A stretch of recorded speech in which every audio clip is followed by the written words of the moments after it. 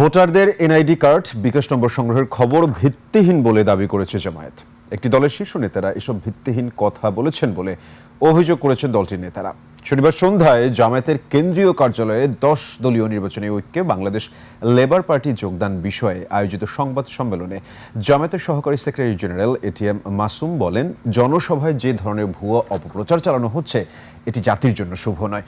সব দেশের সঙ্গে জামায়াত সুসম্পর্ক রাখলেও কেবল মার্কিন যুক্তরাষ্ট্রের সঙ্গে সম্পর্ককে আলাদা করে চিহ্নিত করা দুরভিসন্ধি বলেও মন্তব্য করে দলটি।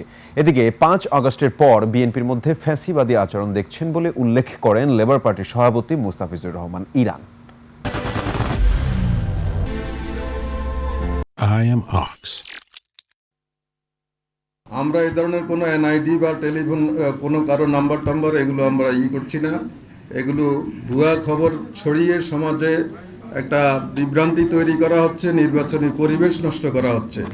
সবাই সব দেশের সাথে সম্পর্ক রাখছে, রাষ্ট্র রাখছে, বিভিন্ন দল রাখছে, শুধু জামাত ইসলামীর কথা আসলেই এটাকে আলাদাভাবে চিহ্নিত করা হচ্ছে। এর মধ্যে একটা দুরভিসন্ধি আছে বলে আমাদের মনে হয়। আমরা দীর্ঘ 17 বছর যাদের সাথে আন্দোলন সংগ্রাম করেছি তাদের চেহারার মধ্যে ক্রমশ ফ্যাসিবাদের ছাপ আমরা লক্ষ্য করেছি।